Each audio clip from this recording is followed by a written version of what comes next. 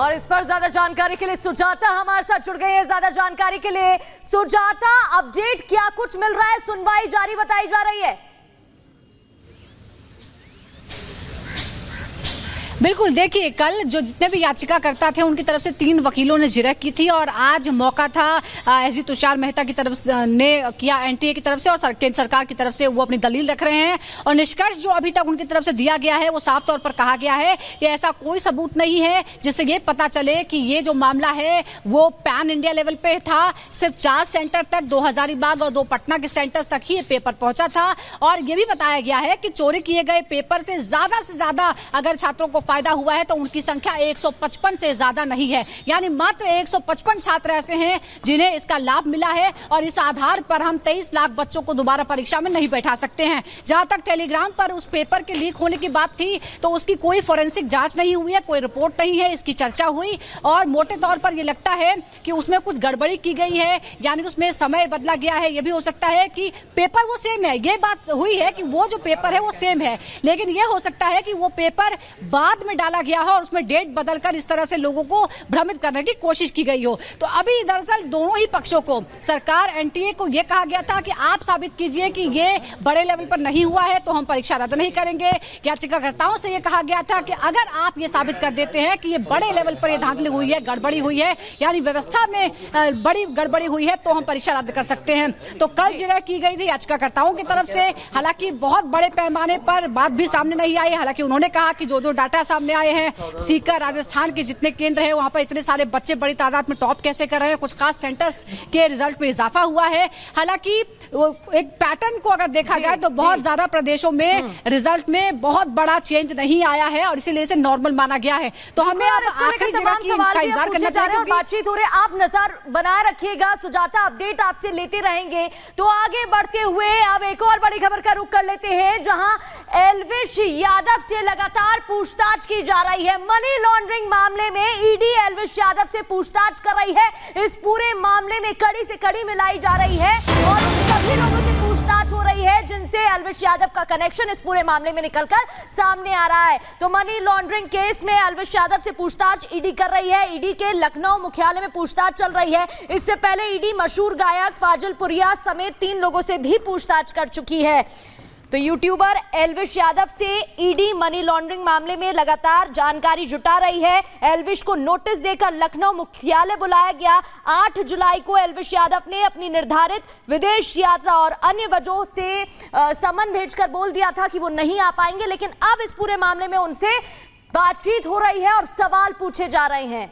बिल्कुल, तो बड़ी खबर आपको हम बता रहे हैं, तस्वीरें भी आप साफ देख सकते हैं। ईडी के लखनऊ ऑफिस में ये पूछताछ यहां पर लगातार जारी है। कई ऐसे सवाल हैं जिसका जवाब यहां ईडी लगातार चाह रही है। मनी लॉन्ड्रिंग का ये पूरा मामला निकलकर सामने आया, जिसको लेकर एल्विश यादव अब पेश हुए हैं और उनसे पूछताछ इस पूरे मामले में लगातार की जा रही है। ईडी के लखनऊ ऑफिस में ये सीधे तौर पर पूछताछ चल रही है, जिसकी तस्वीरें भी आप यहां देख रहे हैं। किस तरीके से सांपों के जहर के मामले में आपने देखा था कि एल्विश यादव को जेल भी जाना पड़ा था। नोएडा में कई धाराओं में एल्विश पर केस भी दर्ज किया गया था। इस पूरे मामले को लेकर एक एनजीओ की शिकायत पर यह केस यहां पर दर्ज किया गया था। यह बड़ी खबर आपको बता दें कि किस तरीके से इस पूरे मामले में अभी तक कार्रवाई हुई है और अब लखनऊ के ऑफिस, ईडी के ऑफिस में पहुंचाया गया। एल्विश यादव पहुंचे हैं और उनसे पूछताछ लगातार जारी है।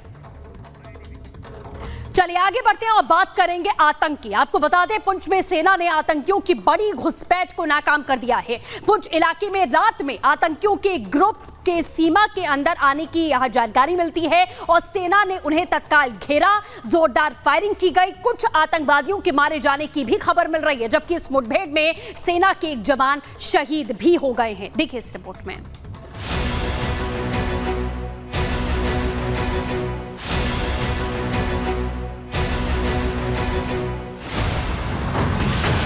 जम्मू कश्मीर को आतंकी संगठन दहलाने की बार बार कोशिश कर रहे हैं, लेकिन बार बार उनके नापाक मंसूबों पर सेना के जवान पानी फेर दे रहे हैं। आतंकी कभी जम्मू तो कभी कश्मीर में दहशत फैलाने की फिराक में हैं, लेकिन सुरक्षा बलों की मुस्तैदी के आगे वो बार बार विफल हो रहे हैं। जम्मू कश्मीर के पुंछ इलाके के बट्टल सेक्टर, वक्त देर रात 3 बजे।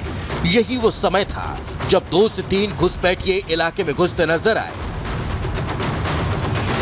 जो मौका पाकर किसी बड़ी घटना को अंजाम देने की फिराक में थे। लेकिन गश्त कर रहे सुरक्षा बलों ने उनकी मंशा को भांपकर उन पर हमला कर दिया। खुद पर सेना की गोली बरसते देख आतंकियों ने भी सुरक्षा बलों पर फायरिंग की, जिसमें सेना का एक जवान जख्मी हो गया तो वहीं आतंकियों को भी गोली लगने की खबर है।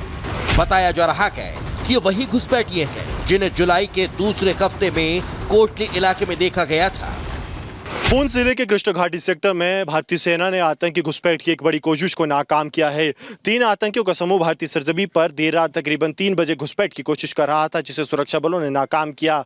जवाबी कार्रवाई में 3 आतंकियों को गोली लगी है। बताया जाता है कि भारतीय सेना का एक जवान भी गंभीर रूप से घायल हुआ है। वहीं दूसरी तरफ राजौरी में आज भी सेना का सर्च ऑपरेशन जारी है। सेना घने जंगलों में आतंकियों की तलाश कर रही है। ये वही आतंकी हैं जिन्होंने सोमवार को एक ही वक्त पर 2 जगह अटैक किया था, जिसमें एक शौर्य चक्र से सम्मानित ग्राम रक्षा समिति के सदस्य पुरुषोत्तम कुमार के घर हमले के अलावा सेना के कैंप पर फायरिंग की थी, जिसमें सेना का एक जवान और एक आम नागरिक जख्मी हो गए। राजौरी के ख्वास में हुए आतंकी हमले, जिसमें कि भारतीय सेना के कैंप के साथ साथ शौर्य चक्र अवॉर्डी पुरुषोत्तम कुमार के घर को निशाना बनाया गया, उसमें शामिल आतंकियों के लिए सर्च अभियान अब दूसरे दिन भी लगातार जारी है। कल आतंकी सुरक्षा बलों को चकमा देकर इस इलाके से भाग गए थे। आपको बता दें कि कल देर सुबह तकरीबन जो है वो 3 बजे यह आतंकी हमला हुआ था, जिसमें कि भारतीय सेना के कैंप को आतंकियों ने निशाना बनाया और उसके साथ साथ शौर्य चक्र अवॉर्डी पुरुषोत्तम कुमार के घर को निशाना बनाया गया। राजौरी के ख्वास में हुए आतंकी हमले के बाद हर संदिग्ध पर नजर रखी जा रही है। हर किसी की तलाशी ली जा रही है। ख्वास का इलाका घने जंगल से घिरा है, लिहाजा यहाँ सर्च ऑपरेशन में दिन ढलते ही परेशानी आ रही है। घने कोहरे की वजह से पहाड़ियों पर विजिबिलिटी काफी कम है, जिसकी वजह से ड्रोन और हेली ऑपरेशंस में सुबह से ही दिक्कत आ रही है। लेकिन देर रात तकरीबन 6-7 बजे तक ही यहाँ पर ऑपरेशन चल पाता है। उसके बाद घना कोहरा और अंधेरा एक बार फिर से इस इलाके को अपनी चपेट में ले लेता है, जिसके बाद सुरक्षा बलों के लिए काफी चुनौतियां बढ़ जाती हैं। ये वही जम्मू संभाग में हिस्सा आता है जिसपे 51 भारतीय सैनिक जो हैं वो पिछले 3 साल में शहीद हुए हैं और आतंकी अभी भी इस इलाके में एक्टिव है। पिछले कुछ दिनों से जम्मू कश्मीर में आतंकी घटनाएं बढ़ गई हैं। पाकिस्तानी आतंकी अपने आकाओं के आदेश पर बार बार देश को दहलाने की कोशिश कर रहे हैं, लेकिन देश की रक्षा में मुस्तैद जवान हर बार उन्हें पटखनी दे रहे हैं। Bureau report, Republic Bharat. और गुरसिमरन हमारे साथ जुड़ गए हैं। गुरसिमरन, रिपोर्ट भी हम दिखा रहे थे, लगातार कायराना करतूत आतंकी अंजाम दे रहे हैं। दूसरी ओर सेना का ऑपरेशन तेज हो गया है और एक्टिव मोड में दिखाई दे रही है। अब ऐसे में सवाल उठता यही नजर आ रहा है कि आतंकी स्थान पर क्या स्ट्राइक की रास्ता है? देखिए, लगातार जो है ऑपरेशंस जारी हैं और कोशिश ये है कि जल्द से जल्द इन आतंकियों को खत्म किया जाए, क्योंकि अब सबसे बड़ी चिंता का विषय यह है कि ये पाकिस्तानी आतंकी भारतीय सरजमी पर घुस चुके हैं। बात आए चाहे आप ख्वास की करें, रियासी की करें या फिर कठुआ से लेकर किश्तवाड़ की करें या उधमपुर के ऊपरी इलाकों की करें, हर जगह पाकिस्तानी आतंकी मौजूद हैं और यही सबसे बड़ी चुनौती है। इसके साथ साथ इन आतंकियों ने क्या किया है, घने जंगलों को अपना गढ़ बनाया है। मैं एक बार सरजीवन से कहूंगा कि इस वक्त यहाँ धूप खिली हुई है, लेकिन अगर आप पहाड़ी इलाके के ऊपर का इलाका देखेंगे, सरजीवन अगर आपको विजुअल्स दिखाएं तो घने कोहरे ने पूरे इलाके को अपनी चपेट में ले लिया है। यानी कि जैसे ही आप पहाड़ों पर आतंकी चढ़ जाएंगे, पहाड़ों की चोटियों पर बैठ जाएंगे, तो वहां पर सर्च ऑपरेशन करना बहुत ज्यादा मुश्किल है, क्योंकि घना कोहरा जो है उसने पूरे इलाके को घेर रखा है। यहां पर नीचे धूप है लेकिन ऊपर पूरा कोहरा है, जिसकी वजह से ऑपरेशंस में काफी दिक्कतें आ रही हैं। इसके साथ साथ इन आतंकियों को हाइडआउट्स का पता है, इन आतंकियों को गुफाओं का पता है जिनका इस्तेमाल इन्हें छिपने के लिए करना है। इसके साथ साथ इन आतंकियों को इस बात का भी पता है कि कौन सा ओवरग्राउंड वर्कर इनके कब काम आ सकता है। वो देश के गद्दार जो देश में मौजूद हैं, आतंकियों की मदद कर रहे हैं, वो आतंक के लिए एक बड़ा बढ़ावा दे रहे हैं। इसके साथ साथ सबसे बड़ी चुनौती ये भी है सुरक्षा बलों के लिए कि आतंकी जो हैं वो एक बार अटैक करते हैं तो वो गायब हो जाते हैं। इस बार भी आतंकियों ने एक नया मॉडस ऑपरेंडी निकाला है, कोऑर्डिनेटेड एम्बुश अटैक। ना सिर्फ एक जगह अटैक बल्कि 2 जगह एक साथ अटैक होगा। एक अटैक भारतीय सेना के कैंप पर होगा और दूसरा एक और जगह पर होगा। वो किसी सिविलियन का घर हो सकती है, वो सेना की कॉन्वॉय हो सकती है, ताकि रीइंफोर्समेंट ना पहुंच सके। तो अब चुनौतियां जो हैं वो बढ़ रही हैं। इन लोगों के पास अत्याधुनिक हथियार मौजूद हैं, चाहे M4 राइफल की बात करें, स्टील कोर बुलेट्स की बात करें, ग्रेनेड्स की बात करें, तो ये पूरी तरह से पाकिस्तान की तरफ से जो है इक्विप्ड भेजे गए हैं जम्मू कश्मीर में, ताकि जम्मू संभाग में हालात जो है वो खराब किए जाएं। और जिस तरह से आज सुबह हमने देखा कि घुसपैठ की एक बड़ी कोशिश को पुंछ के कृष्णा घाटी सेक्टर में नाकाम किया गया, वो भी ये दर्शाता है कि पाकिस्तान रुकने वाला नहीं है। लगातार घुसपैठ भारतीय सरजमी पर करवाई जा रही है। भारतीय सेना के एक जाबाज ने आज भी अपनी शहादत दी है देश की एकता को और संप्रभुता को अखंड रखने के लिए।